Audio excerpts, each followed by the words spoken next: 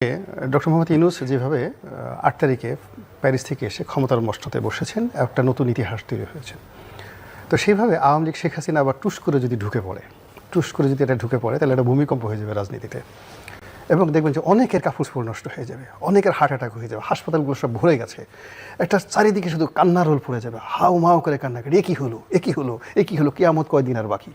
এরকম একটা এখন হেলিকপ্টারে আসবে, নরেন্দ্র মোদীর গাড়িতে আসবে, না কিভাবে আসবে আই ডোন্ট নো, স্বপ্নে আসবে না বাস্তবে আসবে, এই আপনি যেটা হাইপোথেটিক্স বলেন, তো টুস করে ঢোকার একটা সম্ভাবনা আছে। অবশ্য একবার আমরা শুনেছি, এটা এআই জেনারেটেড কিনা জানি না, যে আমি তো পাশেই আছি, টুস করে মানে আপনি যখন স্বপ্ন দেখবেন তো বড় কলাটাই দিয়ে বড়টার স্বপ্ন দেখলাম, এগুলো একটা। সেকেন্ড হলো তাকে পাঠানো হতে পারে বা তাকে আনা যেতে পারে। আমি কিন্তু শেখ হাসিনা বা ওবায়দুল কাদের কোনো নাম ধরে জেলে থাকবে কি জেলের বাইরে থাকবে, দল হিসেবে আওয়ামী লীগ। আমি আমার মতো করে বলছি। তো এই গেল একটা, যে শেখ হাসিনা এবং তার যে পুরো টিমটা, এটা যেভাবে doctor Mohammad Yunus meticulously well design pre planned ওয়েতে এখানে আসছেন, এখন এটা প্রমাণিত।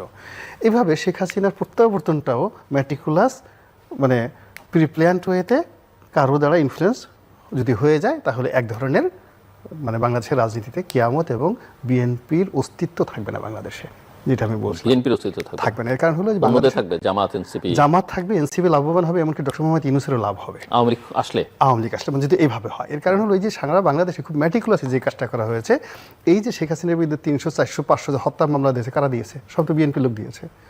আওয়ামী লীগের যারা লোকজন, এই যে চাঁদাবাজি, যা দখল টখল কারা করেছে, বিএনপি লোক দিয়ে করানো হয়েছে, বা বিএনপি লোক করেছে। বিএনপিকে টোটালি মাঠে আওয়ামী লীগের যে রাইভাল করে দিয়েছে, এটা এখন পর্যন্ত বিএনপির কেন্দ্রীয় কমান্ড বুঝতে পারে না। কিন্তু যখন আওয়ামী লীগ চলে আসবে, ফার্স্ট এসে সে কিন্তু জামাতের ধরবে না, জামাত আগেই তাকে ক্ষমা করে দিয়েছে। জামাত আগেই তার সঙ্গে তাকে ফিসিবিলে বলে দিয়েছে, তার সঙ্গে সে গলাগুলি করে সমস্ত কিছু করে সব কিছু আছে। এনসিপি বললো যে আমরা কচি খোকা, আমরা তো এই কাজগুলো করেছি, আমরা আপনার সন্তানের মতো, আপনি তো আমার মায়ের মতো। সেখানে আমার ভাষা চেঞ্জ হয়ে গেছে। ডক্টর মোহাম্মদ অত সুন্দর করে যদি তিনি এটা হাসি দেন, সেখানে বাবার সাধ্য আছে তার সাথে রাগ করার। He has that's kind of magical smiling face. তো এটা একটা নতুন, এবং সবচেয়ে বড় ব্যাপার হলো ডিপ স্টেটের একটা মানে terrorism, counter terrorism, intelligence, counter intelligence থাকে। দেখবেন যে এই মুহূর্তে যারা শেখ হাসিনাকে সবচেয়ে বেশি গালাগালি করছে দেশে এবং দেশের বাইরে, যারা সবচেয়ে বেশি ভারতকে গালাগালি করছে, মোদিকে গালাগালি করছে দেশে এবং দেশের বাইরে, তারা যে মোদির লোক না, শেখ হাসিনার লোক না, এটা আপনি বুকে হাত দিয়ে বলতে পারেন না। এটাই হলো যাকে বলা হয় ইন্টেলিজেন্সের একটা নিয়ম। এবং ওই লোকগুলো দেখা গেল 100 দিন গালাগালি করে অল অন এ সাডেন এরকম একটা কথা মুখ দিয়ে বলবে, সমস্ত লোক যখন বলবে হ্যাঁ ঠিকই তো, সেইটাই তো ঠিক। ফলে যার জন্য শেখ হাসিনার প্রত্যাবর্তন যদি আসে, আওয়ামী লীগের অংশগ্রহণ যদি আসে, তাহলে বিএনপি সবচেয়ে বেশি ক্ষতিগ্রস্ত হবে। আর যদি লাভ হয় ভবিষ্যতে, যদি দুটো ফর্মেট হলো শেখ হাসিনা উইথ শেখ হাসিনা আওয়ামী লীগ, আর উইদাউট শেখ হাসিনা শেখ পরিবার, রিফাইন্ড মনে করেন একটা আওয়ামী লীগ হলো বাংলাদেশে, সেটা যে কোনো একটা লোকের নেতৃত্বে। এবং সেক্ষেত্রেও এনসিপি, জামাত এবং ডক্টর মোহাম্মদ ইউনূস তাদের লাভ হবে এবং বিএনপি ক্ষতিগ্রস্ত হবে। এবং এটাই হলো ম্যাথ এবং আফটার ম্যাথ, এর বাইরে আমি অন্য কোনো কিছু দেখছি না। সো আমি যদি আপনার কাছে একটু বুঝতে চাই যে জুলাই আগস্ট, এখানে ওই যে ন্যাশনাল চার্টার, জুলাই চার্টার, এগুলো হবার কথা, এবং এক ধরনের বিভেদ আমরা লক্ষ্য করছি। আপনি জুলাই আগস্টে কি মনে করেন? শেষ পর্যন্ত এই জুলাই আগস্ট মাস দুটো অনেকেই মনে করেন খুবই সিগনিফিক্যান্ট মাস এবং টার্নিং পয়েন্ট হয়ে দাঁড়াতে পারে বাংলাদেশের রাজনীতির জন্য। মানে ঘোষণা দিয়ে কখনো মারামারি করা যায় না, ঘোষণা দিয়ে কখনো মারামারি করা যায় না। প্রকৃতির একটা খেলা খেলে। জুলাই আগস্ট এমনি যেহেতু আমাদের দেশে বেশ কয়েকবার অনেক দুর্ঘটনা ঘটেছে, এটা আকাশের গ্রহ নক্ষত্র বৃহস্পতির অনেক খেলাধুলা থাকে। এখন শেখ হাসিনার পতন কেন জুলাই মাসেই আগস্ট মাসেই হতে হবে? বঙ্গবন্ধুর পতন কেন এই আগস্ট মাসে হতে হবে? যার জন্য এখানে জুলাই আগস্টকে নিয়ে এই ধরনের একটা প্রাকৃতিক আতঙ্ক তো সবার মধ্যেই আছে। এই গেল এক। 2 নম্বর হলো যে যেখান থেকে মানুষের উত্থান হয় ওখানেই পতন হয়। আপনি দেখেন যে শেখ হাসিনার খুব একটা তেলে ঝুলে একটা ভাবসাব ছিল, তার সেই বিদেশে গেলে এসেই তার একটা সাংবাদিক সম্মেলন করতে হবে, সব কিছু ইত্যাদি করতে হবে, এবং ওই জায়গাতেই তার পতন হয়েছে। এখন এই যে জুলাই এবং আগস্টের মাধ্যমে এই ডক্টর মোহাম্মদ ইউনূস এবং বর্তমান সরকারের যে উত্থান হয়েছে, ফলে এই জুলাই আগস্টেই তাদের পতন হবে। এই বছর হোক, তারপরের বছর হোক, তারপরের বছর হোক, এটা আপনি লিখে রাখেন। এটা হলো প্রকৃতি, যেখানে যার উত্থান সেখানে তার পতন। ওই যেমন বলে না, কবরে রাখার সময় মিনহা খালাকনাকুম ওয়া ফিহা নুইদুকুম ওয়া মিনহা নুখরিজুকুম তারাতান উখরা। হে মানুষ, তোমাকে মাটি থেকে তৈরি করা হয়েছিল, আবার এই মাটির মধ্যেই তোমাকে ঢুকিয়ে দেওয়া হলো, আবার যখন প্রয়োজন হবে এই মাটি থেকে তোলা হবে। ফলে এই জুলাইতে যার উত্থান হয়েছে, আগস্টে যার উত্থান হয়েছে, এইখানে তার পতন হবে, এটা হলো প্রকৃতির নিয়ম। ফলে এটা নিয়ে ওনাদের একটা টেনশন আছে, চিন্তার কারণ আছে। কিন্তু এটা নিয়ে যে এই যে যেটা জুলাই আগস্টের যে চার্টারের কথা যা কিছু বলা হচ্ছে, এটা হয়তো 2024 সনে সম্ভব ছিল, 2025 সনে এটা কিছুই হবে না। যেমন দেখা গেল যে সময়টাতে 32 নম্বর ভাঙা হয়েছে, যে সময়তে গণভবন ভাঙা হয়েছে, গণভবন যেদিন ভেঙেছে তার অর্ধেক শক্তি প্রয়োগ করলে ওই দিন বঙ্গভবন ভাঙা হয়ে যেত, কিন্তু পরবর্তী কিন্তু বঙ্গভবন ভাঙা যায়নি। ফলে গত বছর 2024 সনের জুলাই আগস্টের যে চার্টার বা যে স্বপ্নটা বলা হচ্ছে যে শহীদ মিনারে গিয়ে একটা নতুন বিপ্লবী সরকার, এটা একেবারে শুয়ের পিছন দিয়ে একটা উট ঢোকা যতটা খুব সহজ ব্যাপার, তার সেটা কঠিন ব্যাপার আমার কাছে এটা এই সময়টাতে মনে হচ্ছে। ফলে এটা নিয়ে আমার কোনো টেনশন নাই। আমি এখানে ভয় পাচ্ছি প্রকৃতিকে, যে তোমার যেখান থেকে শুরু সেখানে তোমার শেষ হয়ে যাবে। এখন কীভাবে শেষ হবে? শেখ হাসিনা যেমন শেষ হয়েছে, সেখানে এই বিদেশে জনগণ। ডক্টর মোহাম্মদ ইউনূসের সবচেয়ে বড় দুর্বলতা কি? তার দুর্বলতা হলো সে সবসময় মানুষকে দেখিয়েছে যে সারা দুনিয়া তার বন্ধু, অমুক প্রেসিডেন্ট তার বন্ধু, অমুক লোক তার কথাবার্তা শুনে।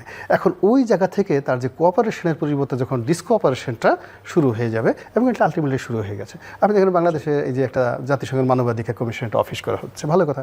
কারণ এটা যে বুমেরাং হবে এটা তো আমরা বুঝতে পারছি আমাদের জন্য। কারণ এটা এসে প্রথমে যে কাজটা করবে, যে এই যে জুলাই আগস্ট মাসে যে হত্যাকাণ্ডগুলো হয়েছে সেগুলো সব তারা করবে, এবং এগুলো করলে কাদের বিরুদ্ধে যাবে?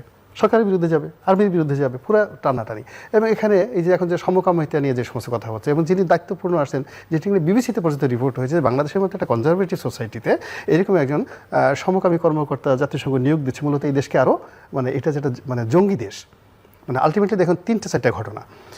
এই দেশের মানুষ যারা ধর্মপ্রাণ মানুষ তারা রাগ হয়ে যাবে, রাস্তায় নামবে, এরকম একটা পরিস্থিতি তৈরি হয়ে যাচ্ছে। 2 নম্বর হলো মালয়েশিয়াতে যে জঙ্গি গ্রুপটা ধরা পড়েছে, হ্যাঁ, আইএসআই যে জঙ্গি গ্রুপটা ধরে পড়েছে, সেই গ্রুপটা যাদের নাম বলছে সেখানে ইন্ট্রোগেশনে যাদের নাম বলছে, এখানে বাংলাদেশের অনেক রাজনীতিবিদদের নাম চলে আসছে, অনেক রাজনৈতিক সংগঠনের নাম চলে আসছে, যাদের সঙ্গে ডক্টর মোহাম্মদ ইউনূসের খুব ভালো সম্পর্ক। ফলে কি হচ্ছে? এই যে তার সাথে যে বন্ধুত্ব, আনোয়ার ইব্রাহিমের যে বন্ধুত্ব, এই বন্ধুত্ব থাকবে না। ওখানে আমাদের যে সুযোগ ছিল সেই সুযোগটা নষ্ট হয়ে যাচ্ছে। যেখানে ইম্মানুয়েল ম্যাক্রোর সঙ্গে তার এত ভালো সম্পর্ক, সেই ইম্মানুয়েল ম্যাক্রোর সঙ্গে সে তো ফ্রান্সে যেতে পারেনি, সে তার সঙ্গে দেখা করতে পারেনি, সে কাতারে গিয়ে কাতারে আমিরের সঙ্গে তার বৈঠক হয়নি। অথচ আমরা তো এটা উনি প্রধানমন্ত্রী উপদেষ্টা হওয়ার আগে আমরা কল্পনাই করতে পারিনি যে এটা ওনার জীবনে ঘটবে না। তো এখন ওই যে বললাম না যে বিষয়টাতে খুব বেশি দক্ষতা হয়, খুব সাপুরে, তার কিন্তু সাপের কামড়ে, যে খুব বড় হার্ট স্পেশালিস্ট, সারা জীবন মানুষের চিকিৎসা করছে, ওর ওই যে হার্ট অ্যাটাকে তার মারা যায়। যে লোক নিউরোলজির ডাক্তার, হাজার হাজার রুগীকে ভালো করে দিয়েছে, ও সারা জীবন পাগল থাকে, এবং সে শেষ পর্যন্ত পাগল হয়ে মারা যায়। এটাই যে বাংলাদেশ হাজার হাজার ঘটনা আপনি দেখবেন যে নিউরো মেডিসিনের ডক্টর মোহাম্মদ ইউনূসের যে ভাইব, তার যে সুনাম, তার যে সুখ্যাতি, এবং যেটার ভিত্তিতে যে এখানে এসছে, ওটাই মূলত তার যে পতনের জন্য মূল কারণ হবে। এটা ভাই ভার্সু বাই ন্যাচারাল, এবং এইভাবেই পৃথিবীতে সবকিছু। না, আমরা আলোচনা শেষও করে আনতে চাই সব নিয়ে। কি বলে, ওনার এক ধরনের অ্যানালিসিস, ওনার স্টাইল এবং অ্যানালিসিস একটা দিলেন। আমি ওইটার মধ্যে না ঢুকে শুধু এইটুকু বলতে চাই যে আসলে আপনি যেটা শুরু করেছিলেন যে প্রত্যাশার জায়গা, আমি বরাবর এটা দেখি যে এই প্রত্যাশাটা তো আমরা যেটা করি সব তো মানুষের জন্য। এবং একটা জিনিস আমি জানি না, এটা হয়তো আমার বলাটা কে কীভাবে নেবেন, আমরা যে মানুষকে একটা উন্নততর জায়গায় যদি না নিয়ে আসতে পারি, আমরা সচেতন সংগঠিত হওয়ার কথাটা বলি, সেটা তো করার জন্য দায়িত্ব পালন করতে হয়। ওইটা না পর্যন্ত তো আপনি একটা উন্নত সমাজ করতে পারবেন না।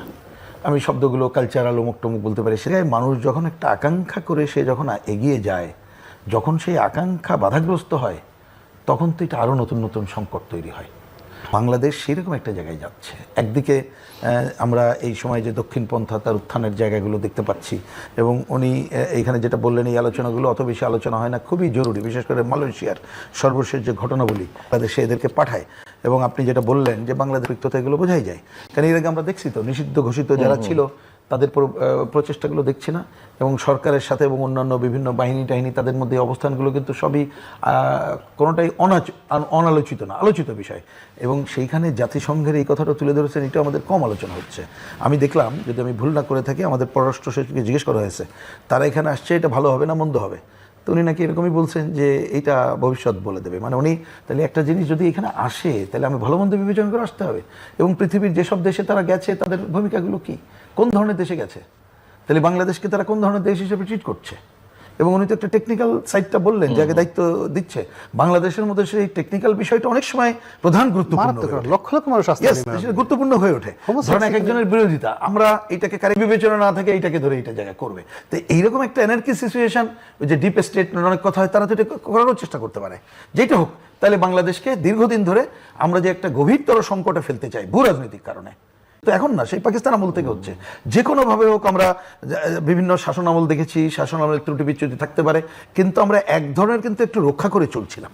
তো এখন দেখছি সেইটাকে যেন একেবারেই উন্মুক্ত করার জায়গায় যাচ্ছে, এবং বাংলাদেশ যদি সেই পর্বে যায়, তাহলে আমরা আজকে গণতন্ত্র, এই যে জুলাই আগস্ট মাস যে কোটা বিরোধী বৈষম্যহীনতার কথা বলা হয়েছে, গণতন্ত্র আলোচনার মধ্যে থাকলো না, বৈষম্যহীনতা আলোচনার একদিনও টেবিলে আসলো না, কোটা নিয়ে তো কোনো আলোচনাই হলো না, মানে বৈষম্যের আলোচনা। এই আধিপত্যবাদী শক্তি অন্য বাংলাদেশকে একটা যে খুব খারাপ জায়গায় নিয়ে গেলে আমাদের পুরো দেশের মানুষ আমরা দীর্ঘমেয়াদী একটা সংকটে পড়ে যেতে পারি।